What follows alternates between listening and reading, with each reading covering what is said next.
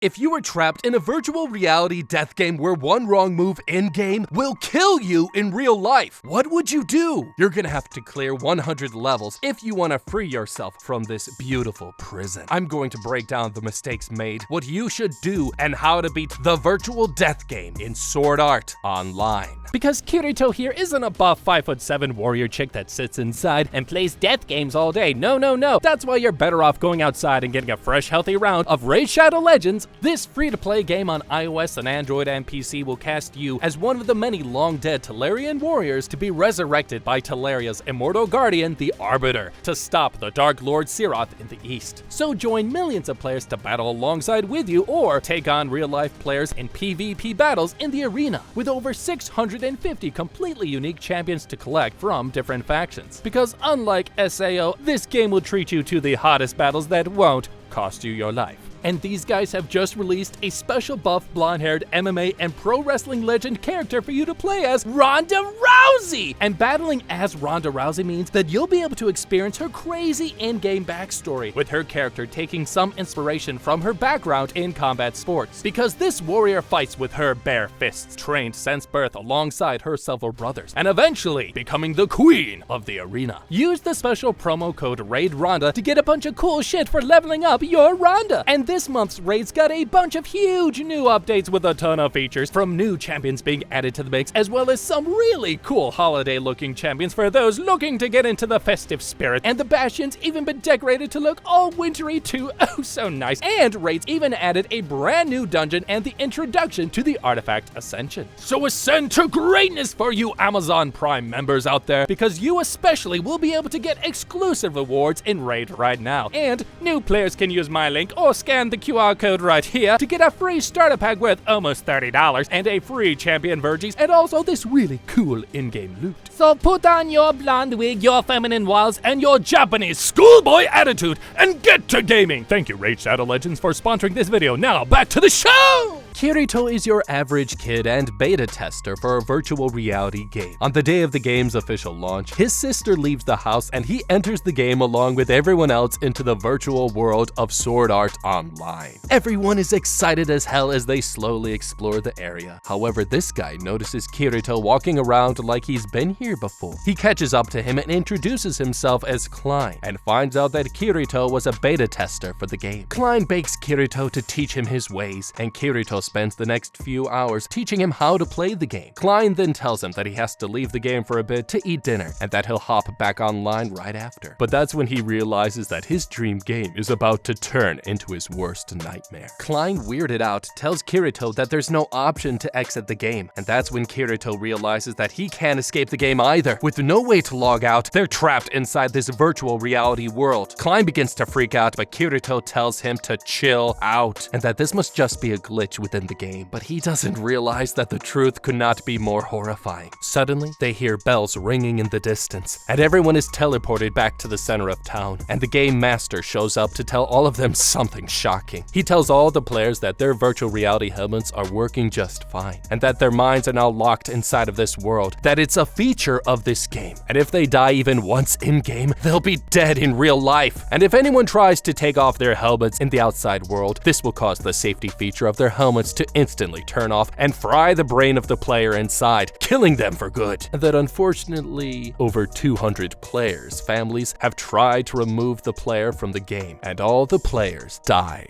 With no way out, the game master tells the players that the only way to survive and log out will be to clear all 100 floors of the game, and to do this, they'll need to defeat the main terrifying bosses on every floor first. Everyone's avatars then begin to change into the players' real identities, and everyone here realizes that this isn't a joke. If they don't win the game, they'll be stuck inside this virtual reality death game forever, and soon thousands of them will die trying to escape this hellhole. No! Shoot! This is horrifying, because these guys have just entered a virtual reality game set within a world known as Aincrad, and given that this game's official launch day had over 10,000 people unknowingly sign up to participate in this death game is insane! This is just like the Matrix, and now somebody has to become Neo. We've now become stuck in this matrix-like hellhole with no escape. The VR headsets that these fools are wearing contain a safety switch that if anyone tries to take off their helmet, it will emit a powerful microwave signal that will shoot right through their brain, killing them instantly. And if this is similar to microwave signals in real life, then that means that these helmets are capable of transmitting frequency radio signals similar to weapons known as directed energy weapons. While this helmet might not be capable of producing the same amount of power as a full-on laser death beam, the simple effect of emitting a radio frequency signal while housing the player's brain inside of their helmet means that their brain will likely be overwhelmed by the simultaneous activation of countless nerves, resulting in the player going unconscious at first. But since the game master said that the microwave signal will kill the player instantly, it's likely that the radio signal that's going to be emitted will be put out at a lower frequency, as a higher frequency will likely not be enough to penetrate the skull and reach the brain itself. And that means that once the radio signal starts to emit, essentially the player's head will be cooked inside of their very own microwave helmet, frying the brain before exploding your mostly water-filled eyeballs and rupturing every cell nerve ending in your face and skin. But this all does happen within a split second, meaning you probably wouldn't feel a thing. Maybe. People begin to panic left and right, and everyone freaks the hell out. Kirito then quickly drags Klein into this alley and tells them that in order to escape, they'll need to first upgrade all of their weaponry and become as strong as possible if they want to survive. But Klein tells Kirito that he has friends in the game that he needs to go help first. They then agree to part ways for now and go on their separate journeys. 1 month later, all the players hold a meeting because everything has gone terribly wrong.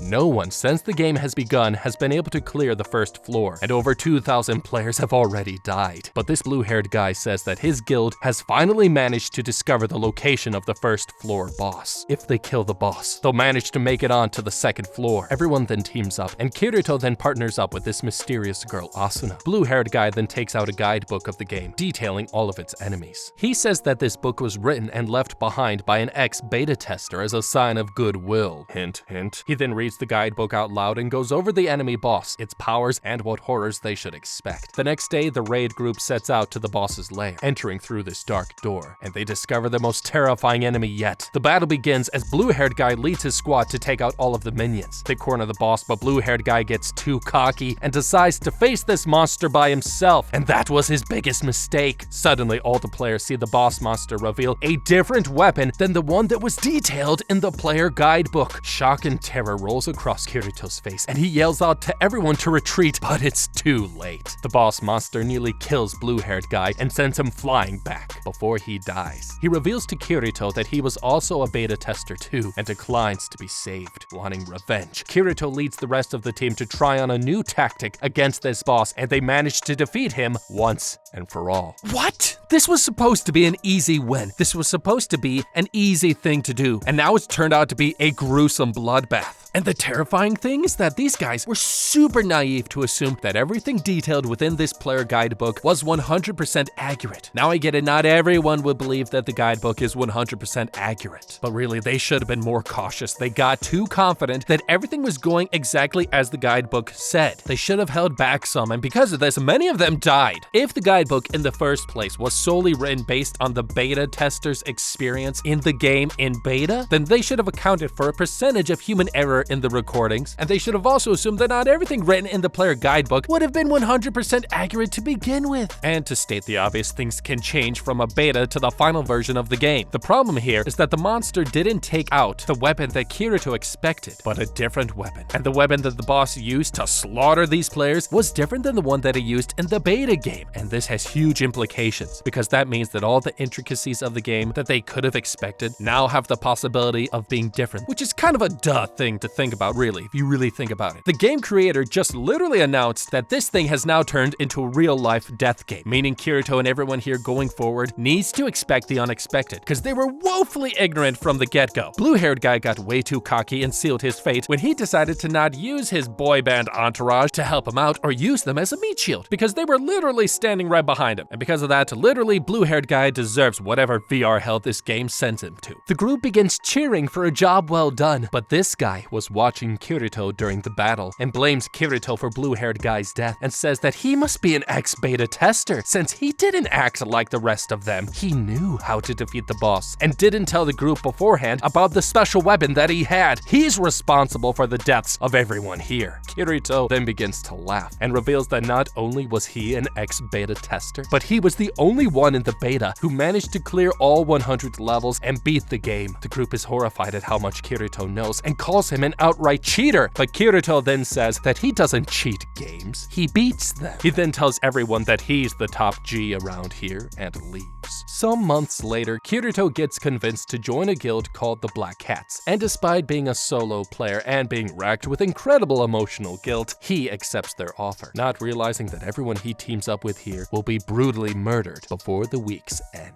The next day, he gets word that this girl member of their team named Sachi has gone missing. He goes to find her and discovers that she has nearly lost the will to survive and thinks that escaping this game is impossible. But Kirito then reassures her little self that their guild is strong enough to beat the game and that they'll all be able to escape the game together soon. This kid has no idea how horrifyingly wrong he is. The next day, the guild decides to head to one of the more dangerous higher floors, as hunting on these higher levels will give them more valuable points. However, Kirito thinks they're not ready, but this guy manages to convince him that they can handle it. They reach the higher floors and enter this hidden room, and they discover a treasure chest. This guy gets excited and he tries to open it, but they suddenly realize that it's a trap. The group begins to panic as they get surrounded by enemies and realize that they can't use their teleportation crystals to escape. Suddenly, everyone except Kirito here begins to realize that they're about to die. These kids bit off way more than they could ever chew, and now they're about to be brutally fudged up. They've gone to floor 27 of Einkrad, which is a floor of perpetual darkness, with very few openings in the exterior of the floor, meaning this floor is generally constantly covered in darkness. And that means from the look of the floor, I could have told you that this level was scary as balls. However, I do get it. This floor is loaded with precious goodies and treasures that they could have used to help them level up and get better at the game, which explains why the group wanted to try this floor out. But the stupid thing is that these group of players underestimated the horrors that they were about to face, and except for Kirito here, all the members knew each other from the outside world, and they were all members of the school computer club. This means that Kirito here should have known that these snotty-nosed little brats' ambitions were bigger than their fighting capabilities. He should have revealed and told them up front that he was way stronger than they all were combined, and that they were clearly overestimating their abilities when it came to what levels they could actually take on. But since Kirito here is determined to win the game at all costs, then he should have been fully committed and been thinking less with his heart and more with his evilness, because his group looks like a lot of beautiful shields of meat that he could have used. Because in the run-up to this mission, Kirito got to know all of these kids and could have used this knowledge to get to know them even more and use it to his advantage. The fact is that these people were all friends from the outside world, so it makes sense that their loyalties between them would be stronger than the norm. But Kirito could have used this. Now again, when it comes to getting the treasure, we're all about it. But Kirito, upon first chance of seeing that treasure, should have ordered one of the kids to enter the room while the rest of them hang outside. And on the off chance that it was a trap, whoops, the group has now lost only one member, and they all could be super sad for one anime second to then move on with their day. And then the rest of the group could have avoided playing that level entirely, or in the worst case, before this door closed, due to the players' loyalty to each other. The other players would have likely tried to rush inside of the room to aid the trapped victim, which would have made a perfect time for Kirito to simply walk away and let them deal with the situation themselves. Because anyone with a guild name like the Moonlit Black Cats deserve to have the shit beat out of them and get killed in the process. That's what I think. The gang tries to fight off the enemies, but they aren't strong enough, and Kirito is then forced to watch his entire guild die right in front of him one by one, and he barely manages to escape himself. Months later, a very depressed Kirito then learns of a rare item that brings dead players back to life, thinking he can finally revive Sachi, but not the others. He sets out to find it like the simp that he is. He goes through this portal and he runs into Klein's group and discovers that they've been following him, scared for his friend. Klein tells Kirito to join his guild because it's too dangerous to be a solo player these days. But that's when they get surrounded by a military guild. Klein offers to hold off these guys as Kirito heads through this portal to find and defeat the boss solo. He quickly wins and returns to Klein's group, which is still standing, and he hands him the revival item. He tells Klein that this relic can can only revive players within 10 seconds from their death, meaning it's useless to him, and it's too late for Kirito to revive any of his old guild members. Later that night, Kirito receives an old voice note of Sachi, recorded before her death, telling him how grateful she was to have met him and to not blame himself for anything that might happen to her, and Kirito mourns her death even harder. More time passes in-game as Kirito levels up in every way possible, and one day even spots a familiar face, Asuna, while he's relaxing out in the sun during his day off. He finds out that she's risen through the ranks of her own guild and she gives him shit for napping at a time like this. But Kirito tells her to chill out and relax, and she reluctantly joins him but accidentally falls asleep. Later, she wakes up to find Kirito watching over her. Annoyed at herself and knowing that anyone could have killed her while she slept, she thanks Kirito for watching over her and offers to pay him back with a meal. And over the coming weeks, Kirito and Asuna spend more and more time together, and even solve a murder mystery that really isn't relevant to the main storyline. But after that, Asuna takes a liking to Kirito and asks him to become her friend, having no idea that this friendship will cost him her life. The next morning, Kirito walks into Pink-Hair Girl's blacksmith shop and asks if she has a sword for sale that is as good or better than his current weapon named the Elucidator. She proudly shows off her latest weapon, and Kirito tries it out but breaks it. Pink-Hair Girl gets mad at Kirito and tells him that if he can bring her the materials for it, she'll be able to make him the strongest sword he's ever seen. And she demands to tag along with Kirito before he sets off, and he reluctantly agrees. Guiding him to floor 55, Kirito warns her of the horrifying monster they'll soon encounter, and that they'll need to beat this terrifying beast in order to collect the materials to make his sword. Finally reaching the dragon's lair, Kirito quickly tells Pink-Hair Girl to hide and to not come out no matter what, because he thinks she's not ready for the monster that is about to show up. Suddenly they hear a rumbling roar and come face to face with a horrifying dragon. Kirito goes toe-to-toe with the beast, but after a few moments, Pink-Hair Girl thinks the battle is over and comes out of hiding, shocking Kirito as the dragon then sends an earth-shattering wind strike down on her, and both of them get set down into this pit. Now stuck in this deep hole and unable to use their teleportation crystal to escape, they're trapped, and they think of their next move.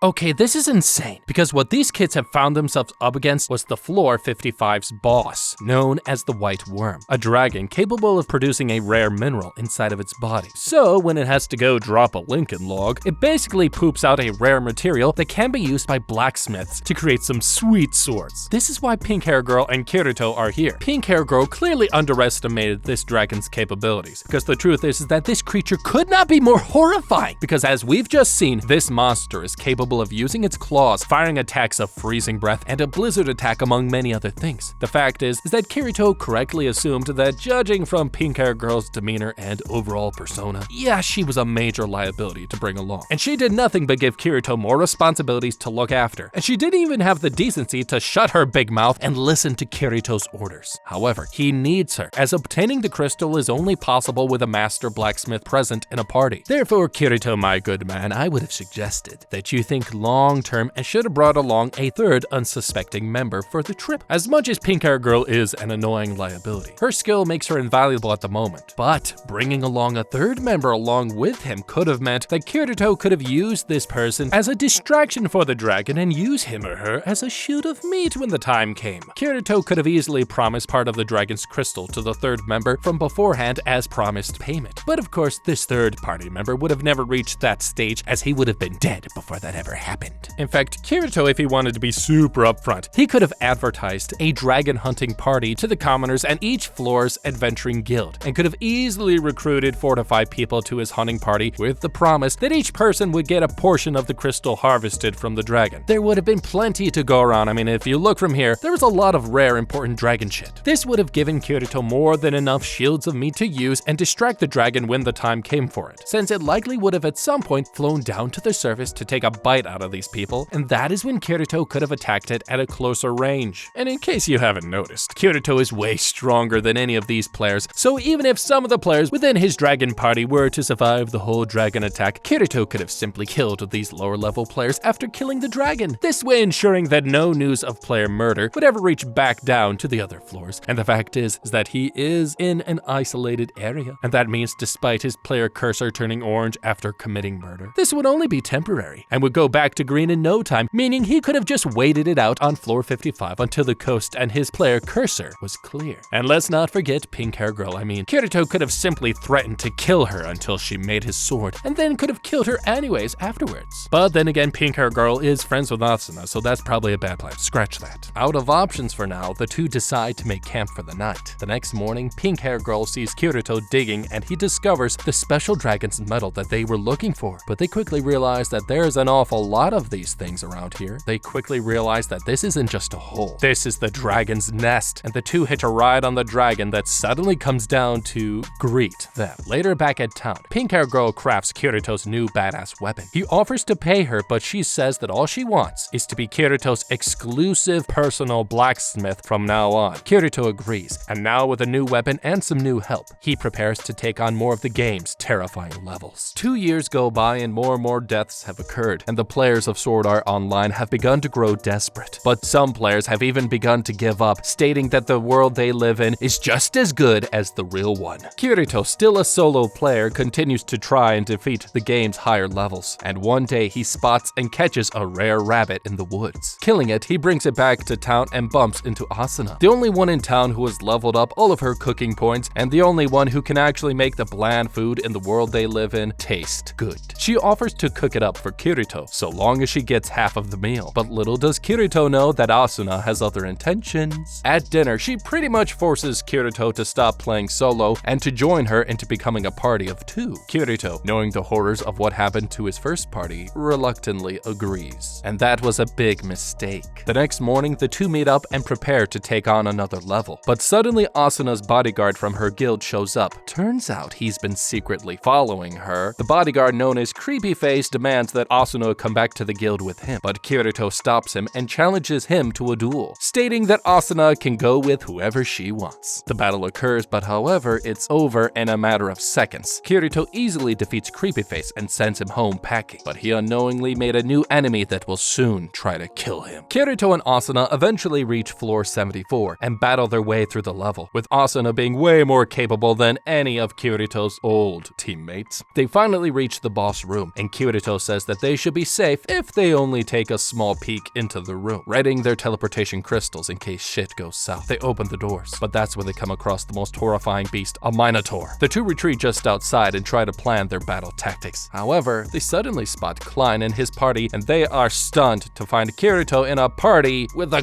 girl? Just then, they're joined by the army, a guild that operates on the first floor, and they aggressively demand that Kirito hand over all of his map data since he's the player that's cleared the most floors, forcing Kirito to give it to them. However, something is off, and Kirito notices that all of these troops are exhausted, and Kirito warns the leader of the troops that his men aren't ready for the boss that awaits them in this room. But the leader tells him to shut his face, and the army leader orders his men to fight the boss, triggering the start of a most beautiful bloodshed. Suddenly, Kirito and Asuna hear beautiful screams roaring from the boss's room, and the group starts to investigate. Seeing the bloodshed, the Minotaur has killed nearly all the soldiers, and Kirito discovers that they can't use their teleportation crystals in this room. Asuna and Kirito quickly realize that unless they help these people, they'll all be brutally murdered. Okay, this is insane, because what this group are up against is the boss of the 74th floor, known as the Gleam Eyes. But this demon is much more capable than this group thinks, which makes this boss really scary. This demon is capable of firing purple energy spheres from its mouth, and uses both its swords and fists to fight. But the terrifying factor about this beast is its combat skills. Kirito here was forced to help the military, even though he warned them before shit went south. However, because he essentially was forced to help them out means that he failed to plan his tactics. He had to improvise due to the military's sudden involvement. It's noted that the Minotaur is situated within the boss's room, and the fact that these two were able to exit the boss room shortly after discovering him makes it plausible to assume that any one of these people could have escaped the boss room to the other side of this barrier for a quick breather and to be protected from any attacks, since it's likely that this creature can cross the boundaries into the safe zone. This means that instead of going in balls to the walls, Kirito and Asuna could have waited on their balls before going into the ring. They should have worked on bringing the soldiers back outside of the room into the safe zone first, before going back in to fight the Minotaur. Kirito essentially could have used this time on the safe side of the boundary to could plan his next move of attack without having the useless soldiers being an unnecessary distraction, and could have turned them from being useless into useful. Or better yet, he could have gone after this boss the old-fashioned how to beat way and could have used all these soldiers, including Asuna, who we know is practically in love with him, as beautiful shields of meat to distract the monster with while we work on taking him out. And I know that some of y'all will get upset at the thought of Kirito using Asuna as a shield of meat, but let's be honest. Kirito here is your average kid gamer, and Asuna here is a girl, which means he never had a real shot with her anyways. The group fights the boss, but they realize it's much tougher than anything they've ever faced. And Kirito realizes that he has to use a unique skill that only he has, and he summons his special skill: dual-wielding swords, and he unleashes a barrage of attacks. This is the reason that Kirito has never used a shield before, and he brutally destroys this boss once and for all. Later, news of Asuna and Kirito's victory spreads throughout the game, and the two are finally summoned by the leader of Asuna's guild on floor 55, Commander Studface, the leader of the Knights of the Blood Oath. He gets mad at Kirito for allowing Asuna to become distracted, and he thinks he's trying to slowly steal her away, as she's one of their best members. Kirito defies the commander and tells him to eat shit, but Commander Studface says that the only way to really steal Asuna and take her away from the Knights of the Blood Oath will be to duel with him one-on-one. Kirito then agrees, and the duel is marked down, but that was his biggest mistake. The day of the battle rolls around, and Kirito gets ready for what he thinks will be an easy win. The battle starts, and he attacks Commander Studface with dual blades, but is surprised by Commander Studface's defense. He attempts a final and what should be a certified kill on him, but suddenly time slows down and Kirito's attack fails, and Commander Studface lands the final blow on him, losing. Kirito is stunned, but now forced to join Asuna's guild. Later, he is then summoned for basic training, but that's when he discovers that his teachers for the day will be none other than Creepy Face and No Soul Ginger Hair Guy. Heading deep into this dark valley, the group stops for a lunch break. However, that's when Kirito notices that one of his teachers collapsed, and he realizes that they've all just been paralyzed by Creepy Face, who reveals that he's actually part of the murder guild, the Laughing Black Coffins. Kirito is then forced to watch as Creepy Face brutally tries to take the soul of No Soul Ginger Hair Guy,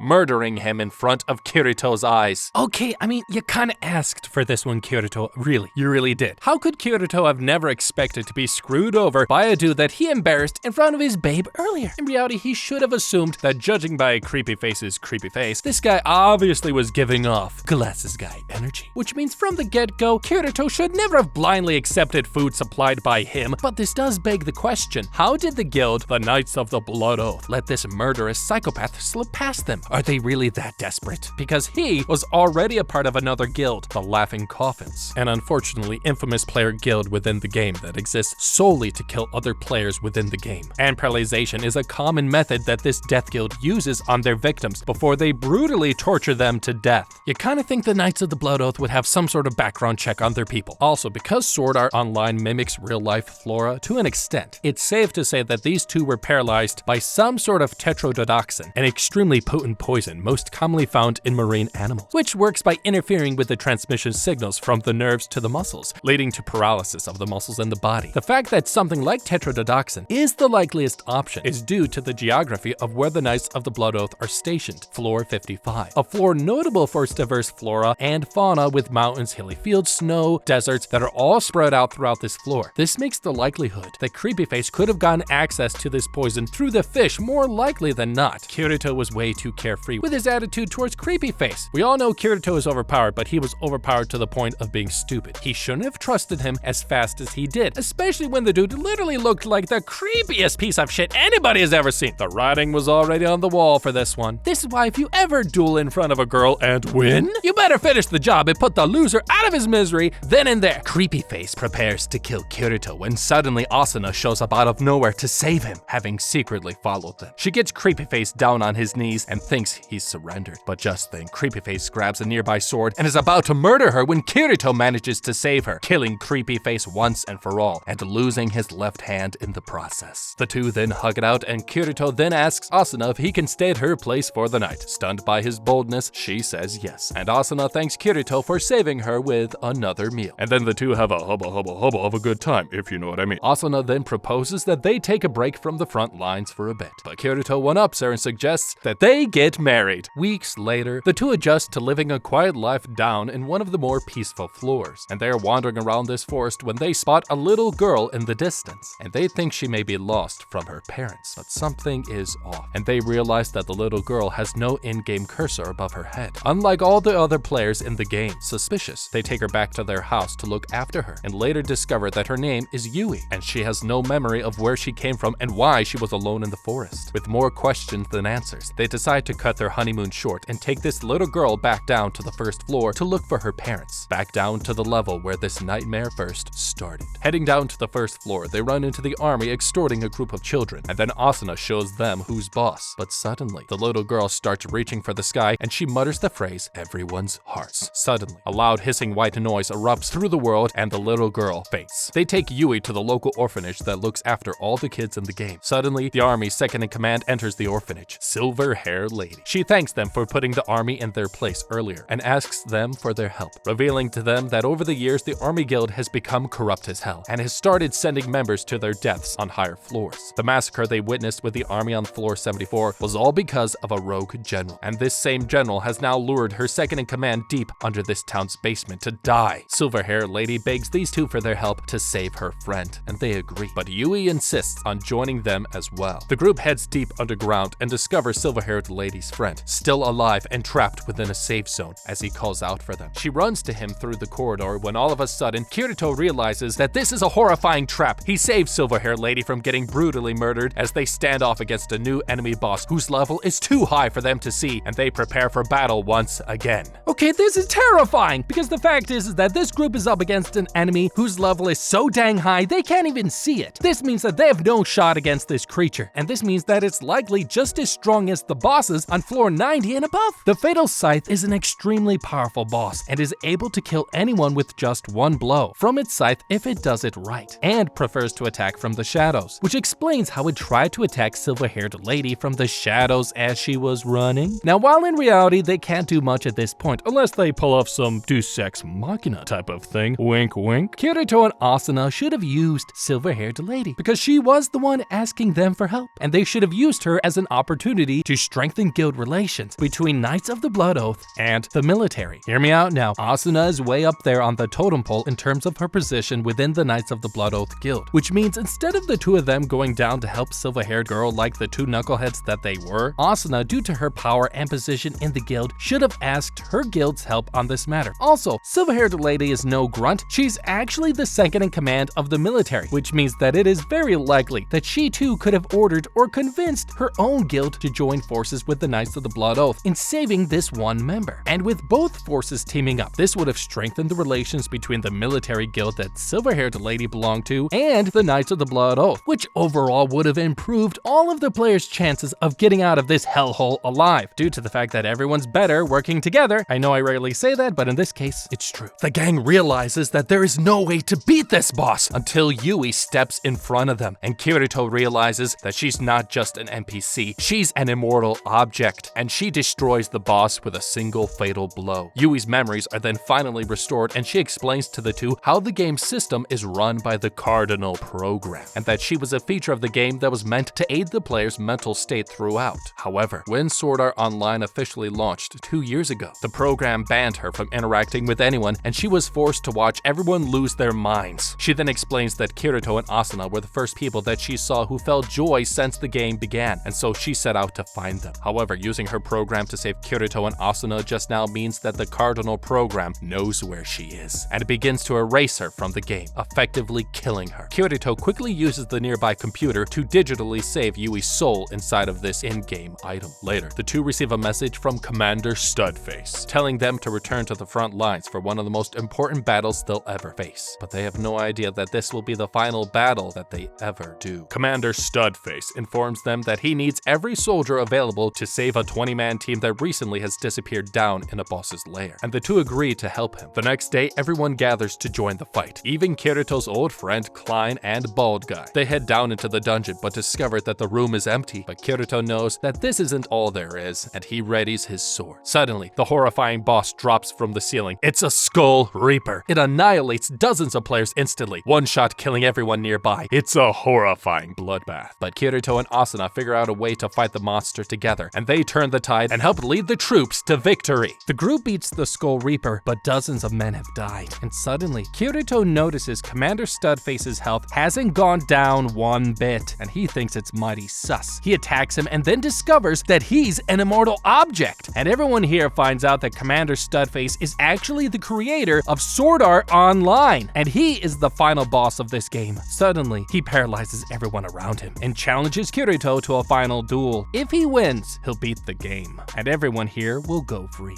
Okay, this is insane, because up until now, we already knew Commander Studface was overpowered as hell. But the fact is that this guy is simply the avatar of the game's creator, and that means that Kirito and this gang is royally screwed. This guy no doubt has all the top tier perks of this game, and even though he just offered to fight Kirito with all of his extra skills turned off, his knowledge and expertise of the game in and of itself makes this match uneven as hell. And also, there's no way that this guy's gonna play fair. The mind we're fighting is the creator of this game that we're in. For someone to create such a world takes determination, skill, and a fortitude to want to achieve his object at all costs. Because to achieve building this world means that he knowingly created this game with the knowledge that thousands of people would die, and means that to achieve this goal, it's likely that he would have only been able to get there by not feeling any remorse or guilt about his actions in sentencing thousands of people to their death. He could have had some sort of empathy disorder. Well, this doesn't mean that this dude is a bona fide psychopath just yet. This does mean that this guy is one psych evil away from being declared a complete sociopath. It means that coupled with his knowledge of the game means that Kirito can't afford to think that this fight is a fair one.